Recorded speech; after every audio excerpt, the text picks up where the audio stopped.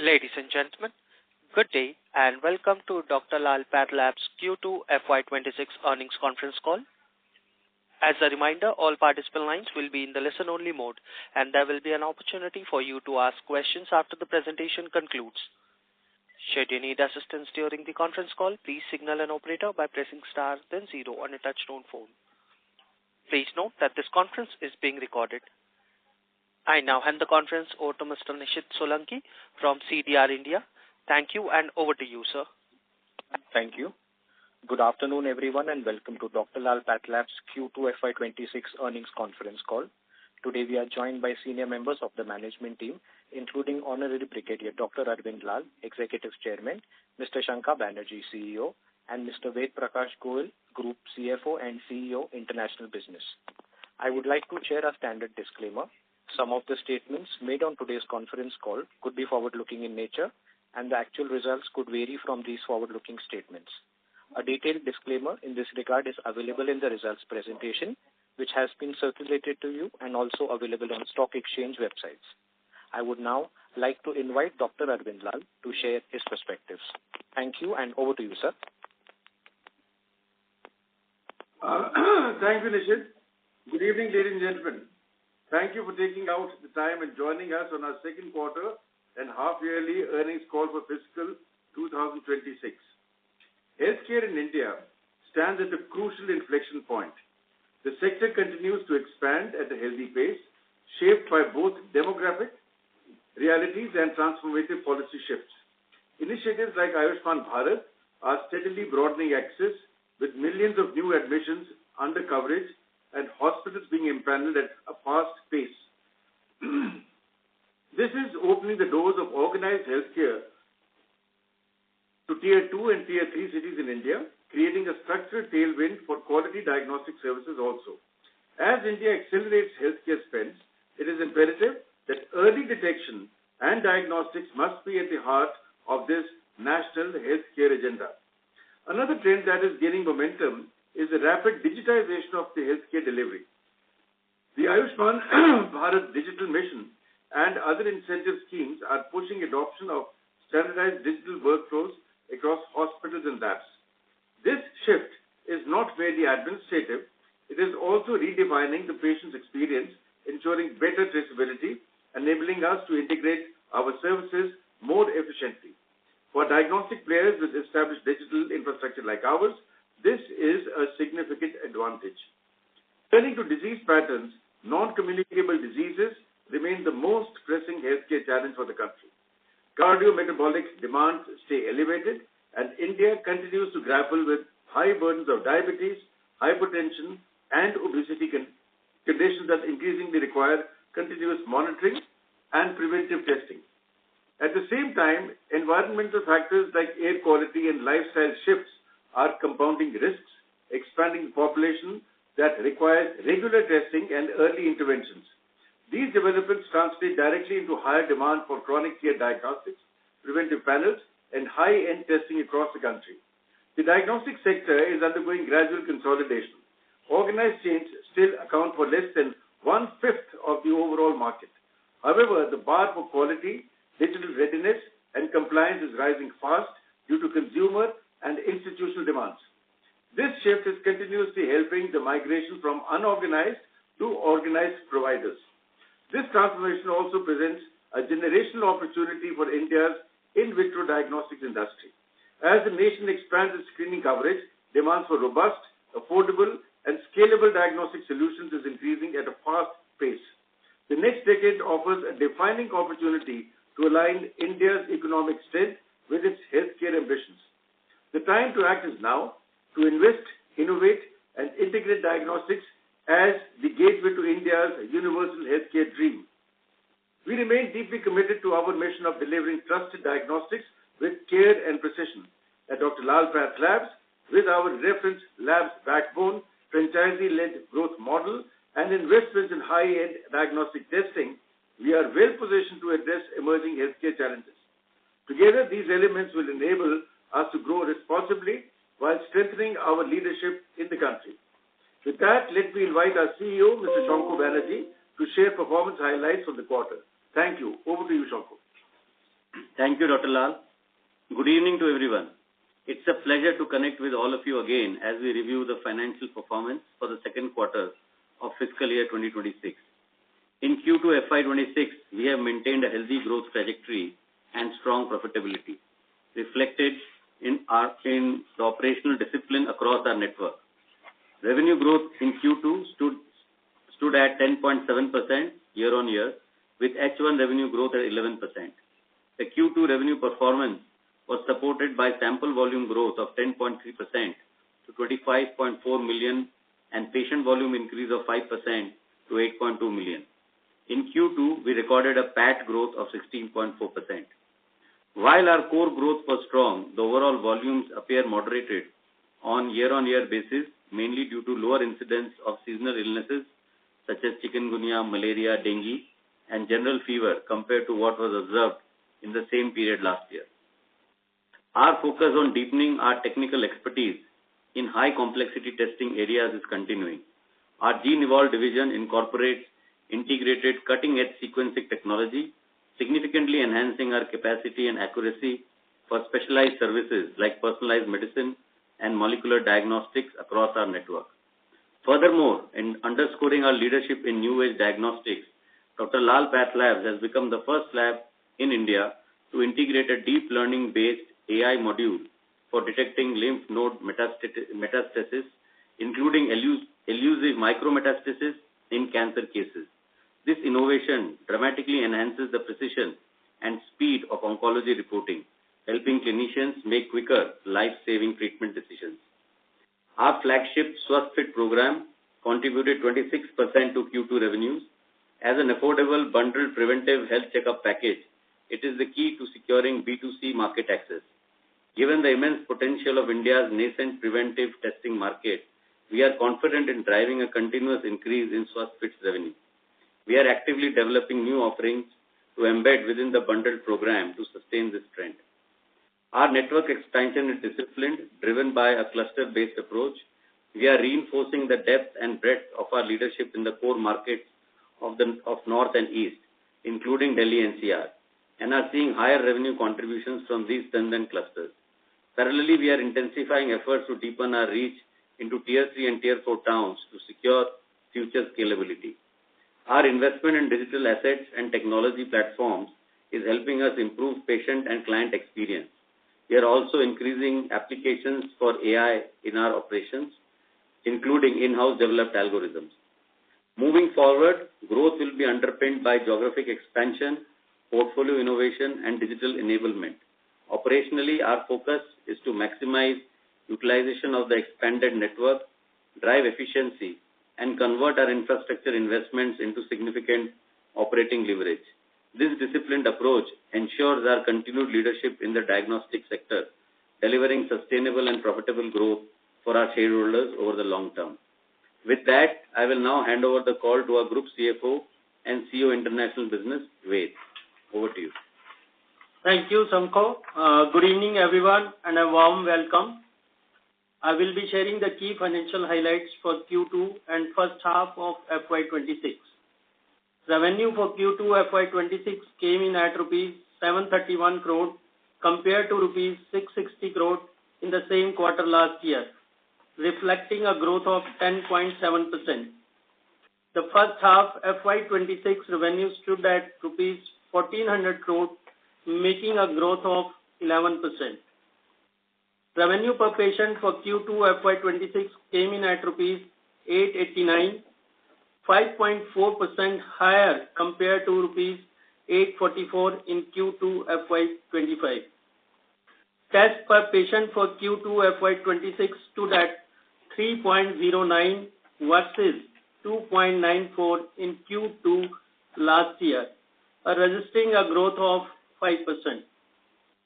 EBITDA for Q2 FY26 came in at rupees 224 crore compared to rupees 202 crore in Q2 FY25, registering a growth of 10.8% with an EBITDA margin of 30.7%.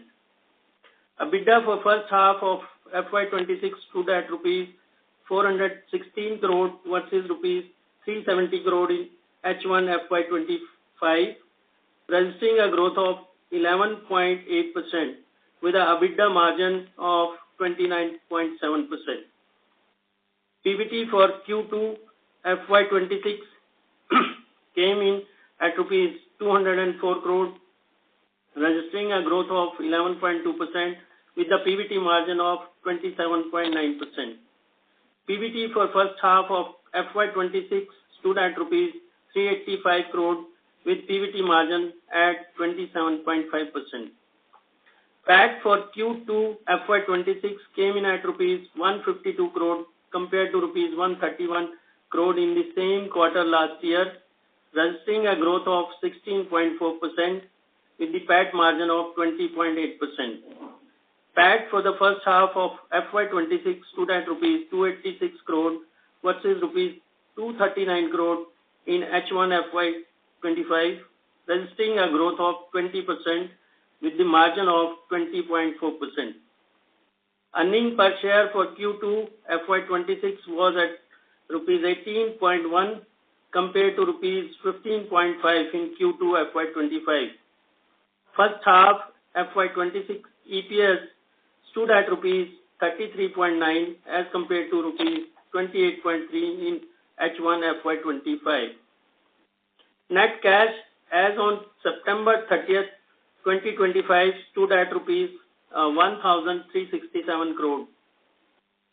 In recognition of this performance and reward to our shareholders, I am happy to share that the Board of Directors has approved an interim dividend of 70%, that is rupees 7 per share, and a bonus issue of shares in the ratio of 1:1, that is one bonus equity share for every fully paid equity share held on the record date. With this, I conclude my opening remarks and I would now request the moderator to open the forum for Q&A. Thank you very much, sir. We will now begin the question and answer session. Anyone who wishes to ask a question may press star and 1 on their touchtone telephone. If you wish to withdraw yourself from the question queue, you may press star and 2. Participants are requested to use handset while asking a question. Ladies and gentlemen, we'll wait for a moment while the question queue assembles.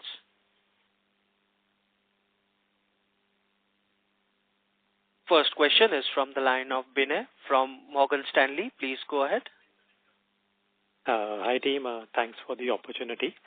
My first question is on the revenue growth. When I look at FY25, our network expanded by almost 9%. In that I'm adding the labs, pickup point and the service center. But if you look at the first half, revenue growth is around 10% or so. So linked to that, how do you rate this revenue performance? Because we're also seeing asset turnover, which you shared on slide 10 coming down. How is this revenue trajectory versus your expectation, and what do you think is needed to go into at least a mid-teens or so revenue growth at the company level?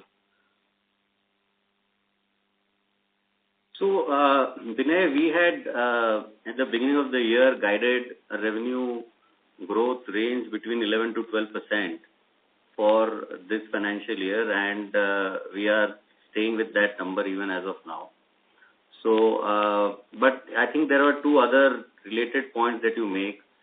I think one must understand that new network that one creates isn't going to be at a productivity level of existing network starting from day one or even in year one. It takes some time for networks to mature, and it's an ongoing process. So, trying to correlate the number of new network points directly to a percentage revenue growth may not be an appropriate conversion ratio to look at. And also, most of the network that we are talking about is a franchise-led network growth. So that doesn't really need a lot of our own asset creation. So I think the number on the asset turnover, etc., is slightly different, which maybe Ved can allude to or try and answer for you. But I think the point on percentage number of new network points to revenue growth, there is not a direct one-to-one correlation on that. Where do you want to talk about the asset turnover? No. So Binay, this asset turnover is compared to, maybe previous one, because we have invested in some, property for our expansion. That has also impacted in this asset turnover this time. Okay, so that has come in the H1 only. Yes. And secondly, earlier, we talked about margin compression this year of around 100 basis point. And then in the last conference call, you said that the actual impact could be lower than what you earlier anticipated. How do you see that in the remaining quarters? Because this is again is a pretty good quarter on the margin side, so we've not seen any pressure. So, typically the margin impact starts reflecting mostly in the second half of the year, because the investments that are happening, the costs of that start building up in the second half. So, that is yet to pan out for us. One thing is that we are definitely maybe looking at a lower impact than maybe what we envisaged at the beginning of the year. And I think we think that our margins for the year are likely to be in the range of 27 to 28%. Okay, so the investments will continue, but so you're managing it well through cost-cutting initiatives also, which is why the impact is lower than anticipated. So maybe, Binay, not the cost cutting, but yeah, some of these efficiency programs, some of these, mix, as SwasthFit also is growing faster, and some of these things helping us to maintain our margin. Great. Thanks, team. Thanks. I'll come back in the queue. Thank you. Thank you. Next question is from the line of Karthik Chelappa from Indus Capital Advisors Hong Kong Limited. Please proceed. Yeah, thank you very much for the opportunity, sir. Just two questions from my side. If we were to correlate the revenue growth along with the volume growth, and if we were to look at our, realization per test, in the last 6 quarters or so, that has remained more or less in the region of about 1% or below. I'm just curious to understand why is mix not having a bigger impact on our realization per test, and what do you think needs to happen for us to see some sort of acceleration in this metric? Because clearly we have resisted taking price hikes, so whatever growth here has to probably come from mix, and I'm just curious to understand what will it take for us to see a better outcome on this metric. That's my first question, sir. So, Karthik, realization per test is not a metric we are actively tracking or also even trying to, bump up. For us, the more relevant metric that we look at more closely is the realization per patient. And the reason is that, the cost to serve, etc., is more driven by, the number of patients that we'll be handling in our own network, as well as the franchisee network. Their cost structure also is about handling more patients. You see, realization per test metric that you are looking at is not something that we are even actively trying to manage or trying to push up. So the mix improvement that you see is a resultant of, which is at the patient level. The realization per patient is a resultant of higher tests per patient, geography mix, and some test mix improvements. All those are bundled in the realization per patient. Got it. My second question, sir, is if I were to look at our employee cost growth this quarter, that's only been about 6 to 7%, whereas in the last few quarters it used to be in the double-digit range. So just curious as to how should we read this? Is it a case where, you have already upfronted a lot of your hiring and investments, so from here on there is some operating leverage possible? Or is it just something which is transient, like the timing of festive bonus or so?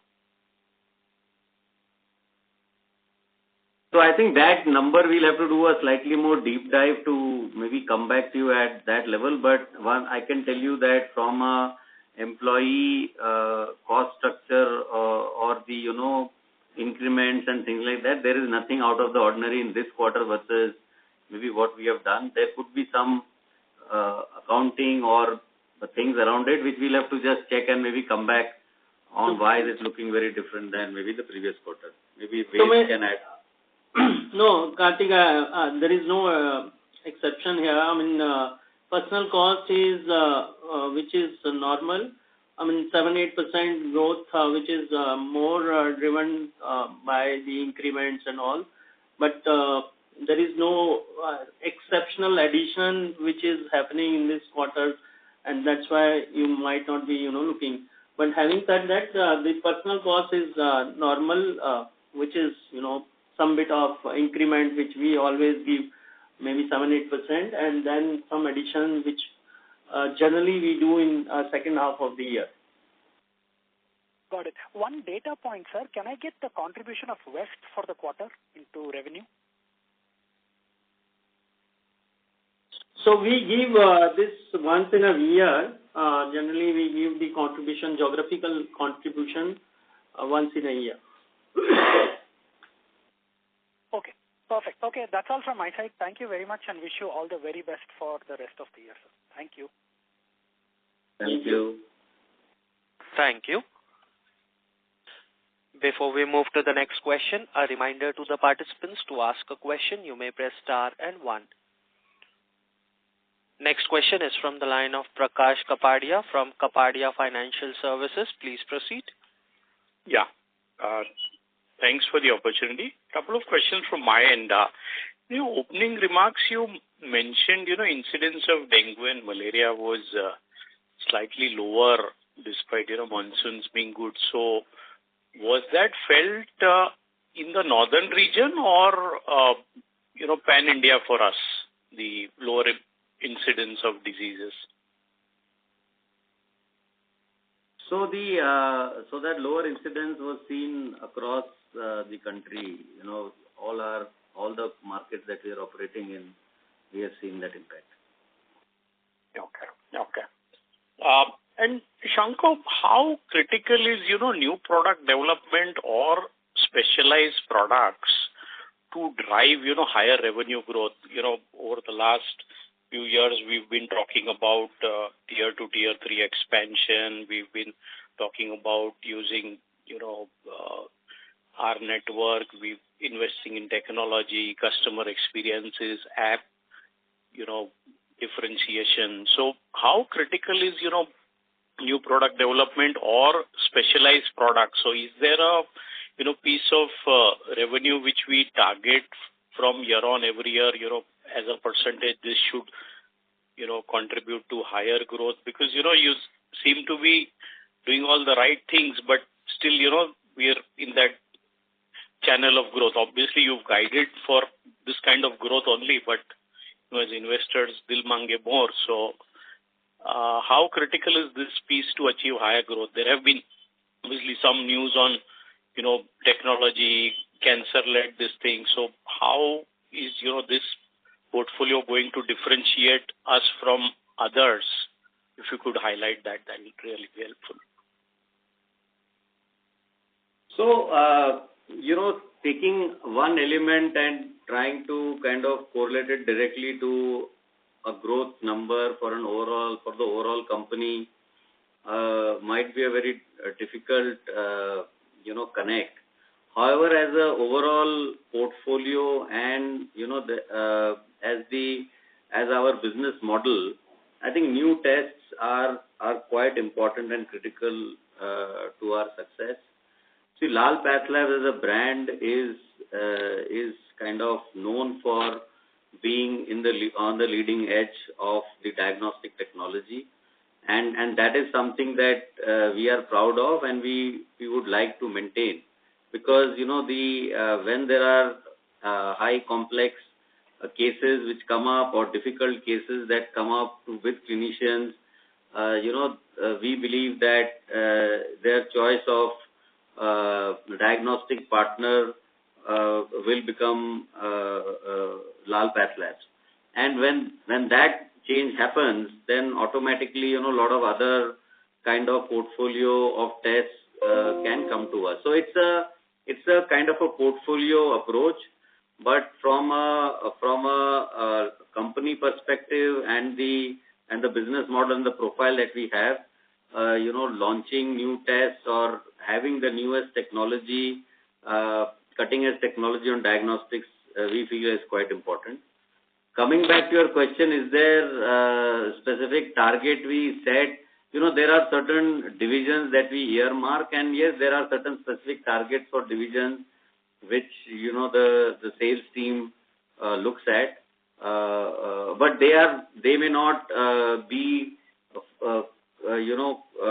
one-to-one again correlated with the test that we are talking about right now, because the new tests, when they launch, it also takes time to get disseminated, accepted, and then start using in the clinician network for the benefits that we offer. Okay. So R&D investments could increase, because I think last year the spend on R&D was around 4 odd crores. So is this an area which will increase, and we'll build a differentiated product and leverage on all the things which we have done to also have a complex or a differentiated portfolio? So it will come from different sources. So there will be, like you said, R&D, which could be, what we do in-house. There could be partnerships, and there can also be, tie-ups with other companies or players who are helping, doing some research and then bringing it to life through companies like Lal Pathlabs. Okay, understood. And lastly, if you could comment on the Suburban IT integration, is it over, and is growth, coming back? Has growth been in line with what the company average is? Are things stable now? So the Suburban IT integration is completely done, and the good news is that now both the brands, Suburban and Lal Pathlabs, in that geography are seamlessly, moving between the systems. So I think that has started. In terms of the overall growth, I think it's taking slightly longer than what we had envisaged, and right now I think the way I'm looking at it is maybe by or around Q4 is when we should be able to come back to our original double-digit growth that we were seeing in Suburban before we went for this whole IT changeover. Got it. Thank you. All the best. Thank you. Thank you. Next question is from the line of Anshul Agarwal from MK Global. Please go ahead. Hi, thank you for the opportunity. First question is on revenue growth. Despite a muted season and, if I may call it, an unfavorable base, we've continued to grow in double digits. Would you want to throw some light around how we have been able to achieve it? Is it like a particular region that has grown outpaced, or has the growth been broad-based, or any strategy that we followed which could help us sort of sustain this momentum despite an unfavorable base? So the growth is quite broad-based for us. And, like maybe, I had spoken about it a few quarters back, as we start ramping up our overall testing infrastructure and also, the new lab that we are adding, it will kind of start reflecting over a period of time in terms of the organic growth that we should be able to deliver. I think some of those things have started to maybe flow through, and more should come. I think that's one factor. And second is, we have put a lot of renewed focus on Delhi NCR as a region, and that has responded, and we have been successfully recording double-digit growth in Delhi NCR as well. Sure. Any plans to take price hikes this year? I'm assuming it will be almost 2 years by the end of this calendar year that we have taken any price hike. Any plans to take any price hikes in the current year? So a bit of a correction. By February of 2026, it will be 3 years since our last price increase. So, we will evaluate price increase opportunities maybe around that time. But as of now, there isn't something which is immediately on the card. Getting the organic growth and all the required elements right is the topmost priority. I think once we are confident that the organic growth, the revenue and the sample volume and the patient volume that we want to see are moving in the right trajectory, I think price increase, adding a layer of price increase on top of that will be something which we will be able to execute. Just to add, Anshul, I don't think in this year this price increase on the card, because another development on account of GST, where people like us are getting some benefit from the reduction of GST rate on our reagents and chemicals, and obviously that that has to be passed on to the customer. So this is other way around, at least which I can think of. So we have to pass on this benefit to the customer, and we are in the process of evaluating how much and at what stage we have to do this. So definitely price increase in this year is unlikely. Got it. Just one last question from my end. We seem to be heavily investing in the genomics, the NGS, next-gen sequencing specialty space. Any color on the market size or our go-to-market strategy that we plan on doing in this segment?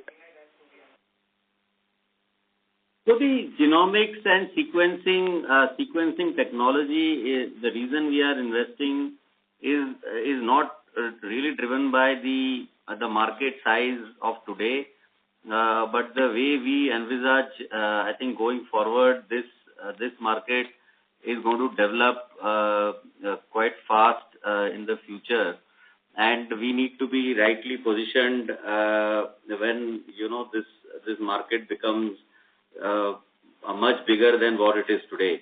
So as of now, it's not so much about the revenue numbers, but getting the right technology, the platforms, the test menu, the TAT around it, the pricing, the cost and the pricing right, and our ability to really disseminate all of this to the clinician network, which kind of positions us as and when the need kind of starts growing significantly in this area. Thank you. That's it from my end. Thank you. Thank you. Next question is from the line of Bino Patiparampil from Elara Capital. Please go ahead.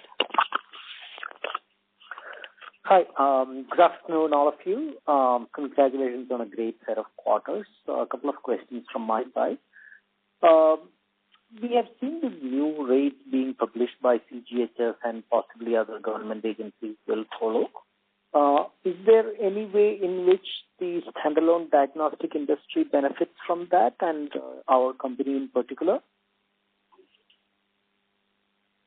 So the new CGHS rates which have been announced, I think effective around towards the end of September. It definitely has a beneficial impact on Lal Pathlabs. we have CGHS business as a part of our portfolio.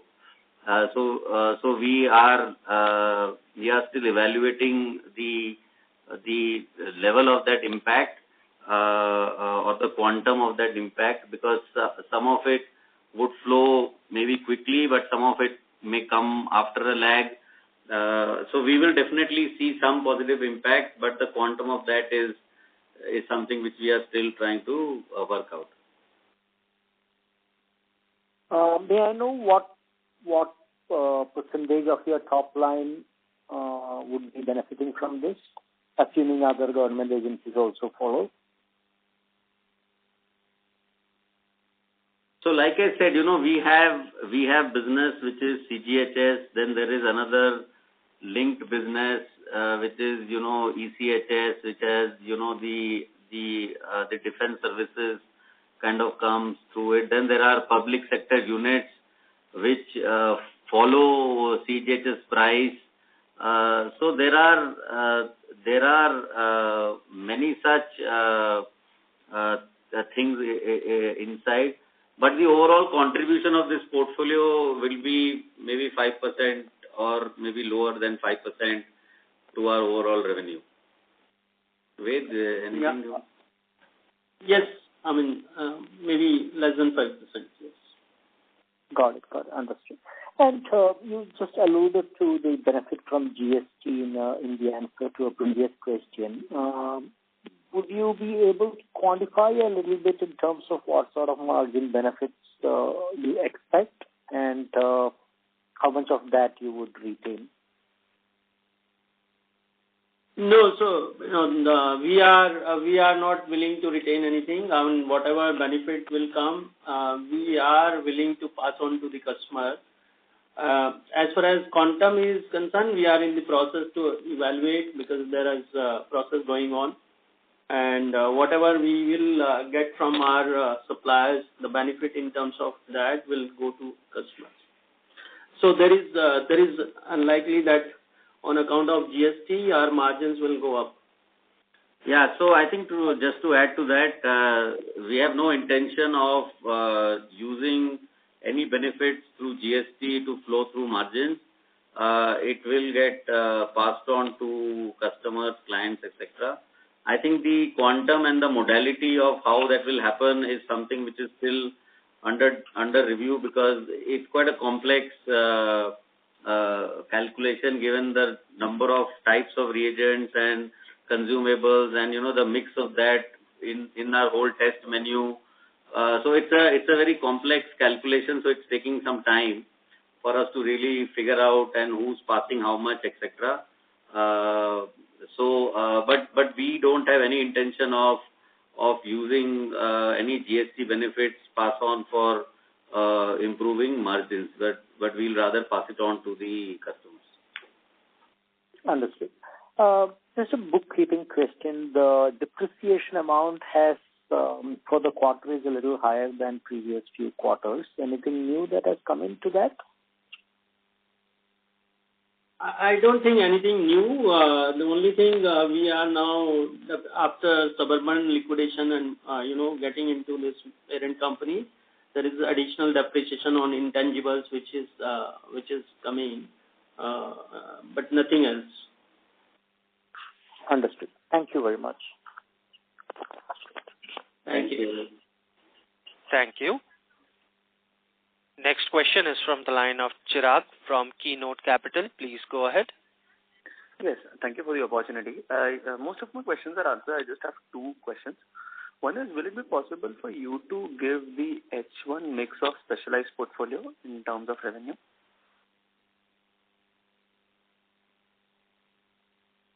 So this is not really a number we are sharing at a quarter or a half year level. I think one thing also one must keep in mind is that there is no standard definition of specialized business across the industry. I think each company has its own way of defining what is specialized and what is not. We have a specialized portfolio. I think that growth and contribution, etc., we will we will share at the end of the year. Okay, no issues. My second question is, will it be possible for you to share Tier 3 plus revenue mix? It was not provided for FY25 also. So if that is possible for FY25 and H1 FY26. So again, Chirag, some of these data points we are generally giving end of the year because there are certain, way of calculating, certain way of, where there are some complexity. And as Shanku mentioned, like specialized, each company has their own definition and so on and so forth. So maybe end of this year we'll provide both these data points. Okay, thank you. Thank you. Thank you. Thank you. Next question is from the line of Rishi Modi, who is an individual investor. Please go ahead. Hello. Shankha, can you hear me? Yes, please. Yeah, Shankha. So if what my research tells me is you all are running an advanced radiology pilot program in Delhi in a few centers. So how is that shaping up and how are you looking at it? Like, are you all there where you all can scale this up, at least say in Delhi, or how is that panning out? So currently we are running high-end radiology, which is, CT, MRI related test that we have started is in one center in Delhi NCR. What we are seeing is that the scale up is more or less happening as per our plan, and it is looking robust, fitting in with some of the business practices, the way we run it. So we have decided to expand that pilot into a few more centers, and as and when we would also want to test that the same trajectories and the assumptions hold not only for one center but at least a few more before we really go for a full scale up kind of a scenario. So those investments are also likely to happen in this financial year, the other few pilots. Okay, so let's say we understand from the other listed integrated players, it takes about 25-30 crores to put up one of these larger centers which have MRI, CT, everything else. So basis your study, like how big is the opportunity, say even if you just start with Delhi within the next couple of years? So we haven't yet done a full opportunity business plan scoping. I think right now we are still at the pilot stage. And for us, since, this is a addition to existing infrastructure, the investment to start high-end radiology isn't in the range of 20-25 crores like you mentioned. It is lower than that. So I think once we are done with all our assessments of our pilot and when we have created our whole scale-up business plan, I think we'll be able to share that granular detail at that point of time. Okay, got it. Second, I wanted to understand, we've been mentioning in our presentations, annual reports, that we're actively looking at South India for an inorganic opportunity. Has there been any progress? Is there any opportunity that one can expect to come through, or anything which you can disclose without, violating any non-public information? So Rishi, right now there is nothing which we can share with you. But having said that, this activity is ongoing, and as stated earlier, we are always, scouting and keen to expand our South India presence, especially through M&A. But right now there is nothing which I can share with you. Got it. And finally, Shankha, you mentioned you all are using an in-house AI for improving your own processes, systems. Just wanted to understand if you could dwell a bit deeper on what sort of initiatives, apart from that one cancer detection that you mentioned on the operation side, if you could tell me what sort of AI algorithms or AI tech you're using to improve processes, and then what sort of talent have you hired for this? Okay, so I may not be able to tell you very specifically on what in-house AI we have rolled out, but let me first give you a a kind of an overview. So for us, there is obviously the medical tech side, which I spoke about in terms of new tests. So there is AI, which is there in terms of the patient and the testing side of it. There is also a lot of operations that we run where, AI algorithms are and can be deployed, and that is where some in-house AI algorithms have been created. So the talent is because of this operational thing, the talent is primarily in-house, and we have developed the algorithm and maybe some more in the pipeline. Most of that is in-house work. So if I have to understand, the objective is to reduce the costs of current operations, or it's to enable scale for further operations? So it would depend upon the particular use case, and both kinds of use cases are there. So there is about, enabling scale. There is about improving efficiency. There is also about enhancing quality, with certain algorithms. It helps improving in any of these three areas. Okay. All right. Got it. This was exciting to hear. And yeah, thank you for answering my questions, Shankar and Ved. Thank you. Thank you. Next question is from the line of Ashita Jain from Nuvama. Please go ahead. Hi, good day, everyone. So I just have two questions. Firstly, what on the radiology side, given that you've highlighted you're planning for a couple of pilot centers, what's our initial outlay that we have thought for this for our pilot radiology program, if you can highlight that, and also the capex figure for this year? So Ashita, I mean, it's in the range of, let's suppose, 12 to 15 crore kind of outlay for any center, including MRI and CT. And capex in this year, normal maintenance capex is about 50-60 crore, but we have bought one property in this year, which is another. So overall, about 140 crore kind of capex in this year is what we are estimating. Okay, thank you. And secondly, just related to this, the property that we bought in Shalimar Bagh, is this also related to our radiology foray, or it's separately? How should we think about it? So it's about enhancing our super specialty testing capabilities. So there would be newer departments, higher end equipment, new technologies that we will be bringing, and it is about enhancing our super specialty capability centrally. I think that's the primary objective. Depending upon size, location, right now it may or may not result in a MRI, CT kind of a thing. That's not really the objective for this location. Okay, understood. And any guidelines for the lab or the collection center addition for this year and the next year? So right now we can talk about this year. I think beginning of the year itself, I had said 15 to 20 new labs is what we are looking at, and we are still guiding the same number. And in terms of collection center network, we should be maybe 600 to 800 kind of number of new collection centers this financial year. Sure.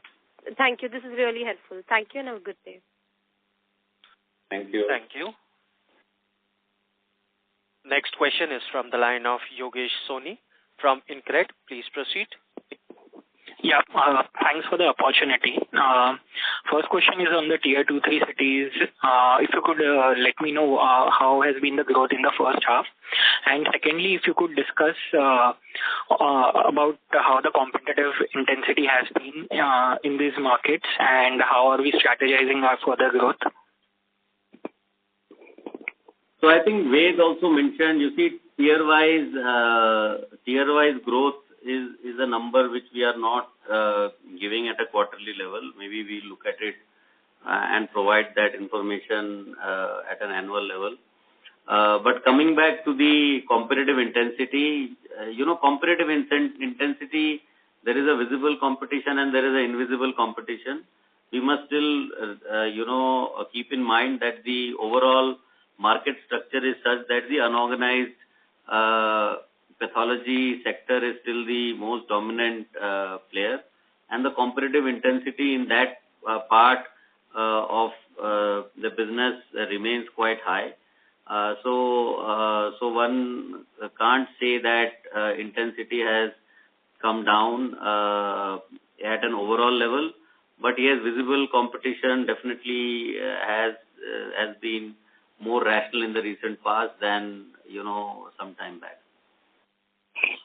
If one wants to understand whether the online presence of online players or other hospital diagnostic players has improved in these markets, how should one, what can you help us understand on this? So I think there is the hospital players are also expanding. I think the retail network, I think that's something which has been visible for last few quarters, and I think that continues. So as the online players, I think they are obviously trying to do their bit in terms of their revenue as well as profitability which they are doing. So I think none of those have really changed in terms of any strategy that they would be following. Obviously, I can only comment on what we see from outside. But like I said, the growth is not a zero-sum game because still the huge market is unorganized. So there is space for everybody to, all types of business models to grow in the diagnostic space. Understood. One last question which I would want to know is on the growth front. For last couple of years, we have been doing heavy lab additions and adding the collection centers as well. Our growth has now reached from 10% to around 11-12% or so. When can we expect growth to reach early teens or maybe mid-teens over the next 2-3 years or 3 to 5 years of time? Yeah, so I think the basic idea is exactly the way you have outlined it. You see, once we are secured kind of a steady underlying organic growth of, let's say, 11-12%, I think building a few things on top of that, whether it is, once in 3 years, once in 4 years, price increase CAGR, which is lower than inflation, as well as, some one-off kickers which can come through M&As, the long-term CAGR, moving it to a 13-14% level is definitely will be in a realistic framework for us. Understood. Thank you. That answers my question. Thank you. Next question is from the line of Krishna Rajke from Equity Wealth Management Private Limited. Please go ahead. Hi. Thank you for the opportunity. So it was mentioned in the presentation as new therapies for diabetes are increasing. The role of diagnostics will intensify. With weight loss drugs going off patent next year, do you intend to plan test bundles which will cater to GLP-1, and how do you see this opportunity? So I think the GLP-1 drugs, going off patent is definitely an opportunity very ripe for the pharma industry. I think on the diagnostic front, I would still say that there are many bundles that we are already available in the market, or from our side rather, in the market, which can help monitor the health of the different organs and multiple sets of organs. would there be a need for any specific testing bundle just for people who are on GLP-1 or can be on GLP-1 kind of drugs is something which we haven't really still come to a final conclusion of. Okay. And secondly, in the industry, Q3 is generally a softer quarter, but with monsoon being extended this time, do you see more volumes this quarter, the next quarter? So, I assume by more volumes, you are thinking versus, last year in terms of a trend line. So in terms of more patients reaching out to the diagnostics, because the monsoons are getting extended. So you see, it is not only about monsoons getting extended. There is also a temperature angle related. So it's not just that monsoons. I think there's a thing about monsoons, and then there is a thing around temperature. I think there are multiple things which come together for the fever or the seasonal fever, etc. to come into play. Our belief is that this year those conditions weren't too favorable, and unlikely that Q3 will see a catch up because of that. Okay, and my last question was, when I look at revenue per patient, we are slightly lower compared with the peers. So how would this number ideally go up? Is it volumes that are driving, or it is more of complex tests that would drive this number? So when you say revenue per patient down compared to what? Compared to peers. Yeah. Oh, I see. So I think you see the revenue per patient is a derivative of multiple things. So it has a geography, it has a channel mix, and a type of test mix. So I think inherently each organization or each company can have a slightly different way of looking at these multiple factors. I think the way we look at it, we are quite happy with the progress we are making on revenue per patient. It is currently growing at about 5% over same period last year. I think that's quite healthy, and we don't envisage this to kind of step up to organically step up to much higher levels anytime in the near future. Okay, that's it from my side. Thank you. Thank you. Thank you. Next question is from the line of Vivek from MK Global. Please go ahead. Hi, sir. Good evening. So just the point that was mentioned in your presentation, right? So just wanted to understand, that in the Indian market, there has been a narrowing penetration in non-tier 1 cities over the last 5 to 6 years, as we can see in the PPT, right? So does that mean, that demand for pathology in such markets, could be a headwind in terms of, if you look at our strategy of expanding into non-tier 1 markets? Sorry, maybe I didn't get your question. What are you saying has reduced in non-tier 1? The penetration of diagnostics across tier 2, 3, 4 cities. If you see page 34 of your presentation, it has reduced. Oh, sorry, my bad. I actually saw it in the reverse. Okay, sorry, my bad. Right. Thank you. Thank you. Next question is from the line of Surya from Phillip Capital. Please proceed.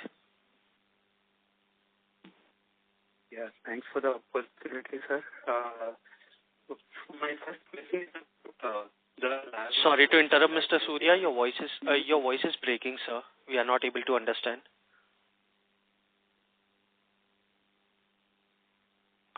Is it audible now? Yes, sir. Please proceed. Okay. My first question was on the lab utilization front, sir. So, on an overall basis, what lab utilization that you would be currently having? That is one. And a clarification about the capex that generally maintenance capex of around 60 odd crores that you have mentioned for the year.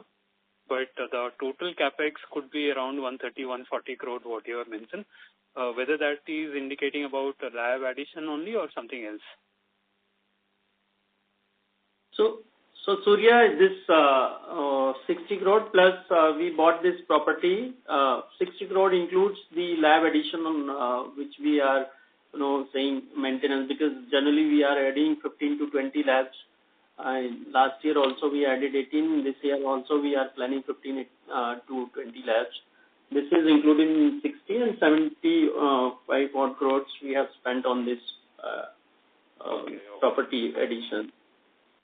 Sure. And on your lab utilization point, I think it's the capacity is not a fixed number in labs.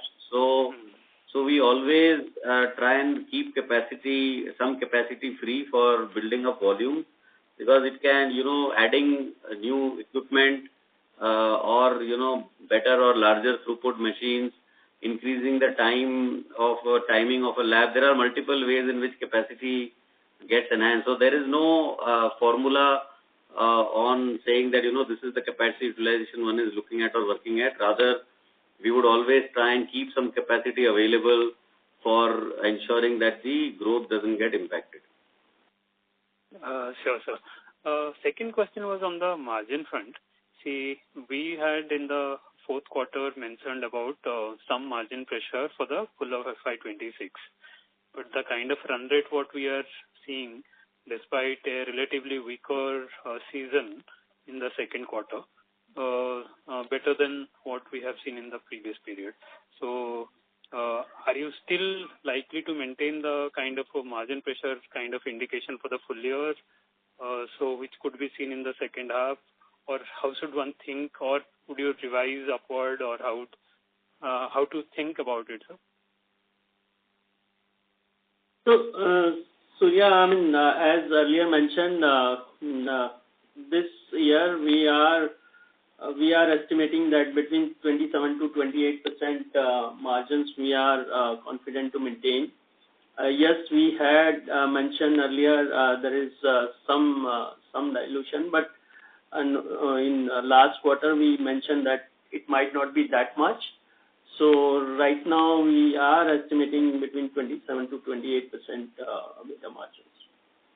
Okay. And just last one question from my side, sir, about the same point, the previous question, revenue per patient.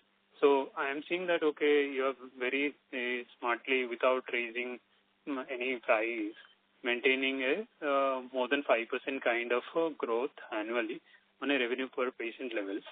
So how sustainable that can be, and what levers that you have to sustain this over a period of time if we are not taking any price rise? So I think sustaining 11 to 12% revenue growth without price hikes is what we are talking about. Now that comes through a mix of patient, sample, RPP. It's kind of a mix playing there, because there can also be a scenario where we can have a slightly higher patient growth but a lower RPP growth, right? So I think the ability for us to maintain 11 to 12% revenue growth, sustain that consistently, is what are the initiatives and the plans that we've been deploying in the last 4 to 5 quarters. I think we seem to be on that track and on that trajectory. And the levers are what I have mentioned earlier, that there is a network, a testing network expansion, that there is this whole Swasthfit bundling that is there. There is a geography and a channel mix improvement that we are doing, and this, the portfolio test mix improvement. So I think those are the points which we mentioned earlier as well are helping us achieve this number. Okay. Yeah, sure, sir. Thank you. Wish you all the best. Thank you. Thank you. Next question is from the line of Abdul Qadir Puranwala from ICICI Securities. Please go ahead.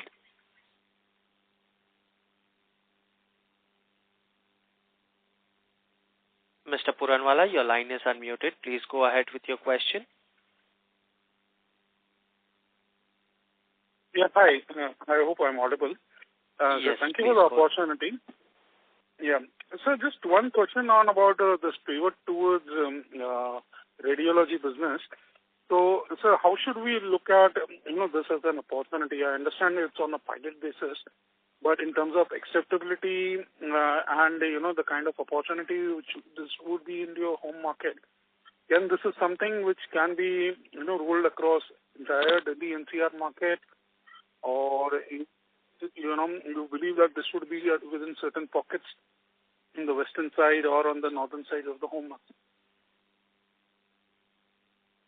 So I think I would not term it as a pivot right now. I think it is more about testing and building our assumptions and the testing our assumptions and looking at the metrics and the levers to use to grow the business sustainably. I think once we are clear, obviously the first benefit case will be in Delhi NCR. And I think if our pilots are all successful, then Delhi NCR will be our business case. I think going beyond that would need fine-tuning of elements which will take its own time for us to really develop and build. So it is unlikely to be looked at as a pivot, but definitely it's a way to handle the emerging patient expectations of being able to get the integrated diagnostics service under one roof. Got it, sir. Wish you all the best. Thank you. Thank you. Thank you. Next question is from the line of Sumit Gupta from Centrum Broking. Please proceed. Hi, good evening. Thanks for the opportunity.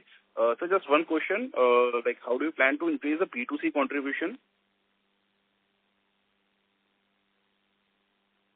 So right now, you see, our B2C contribution is almost 3/4. So, hello?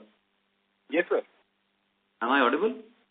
Yeah. So our B2C contribution is almost 3/4 of our overall revenue, and we believe that this is a reasonably good contribution number.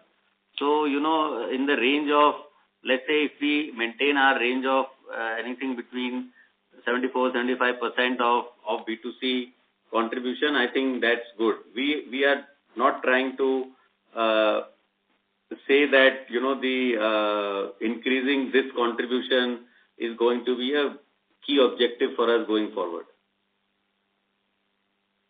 Okay. Thank you, sir. Thank you. Thank you. Ladies and gentlemen, that was the last question for the day. I would now like to hand the conference over to the management for the closing comments. Thank you all for joining this call today. We appreciate your continuous trust and support. We hope we have been able to answer all your questions. Please reach out to us in case you have any further queries. Thanks once again. Thank you very much. Thank you, sir. On behalf of Dr. Lal Pathlabs, that concludes this conference. Thank you all for joining us, and you may now disconnect your lines.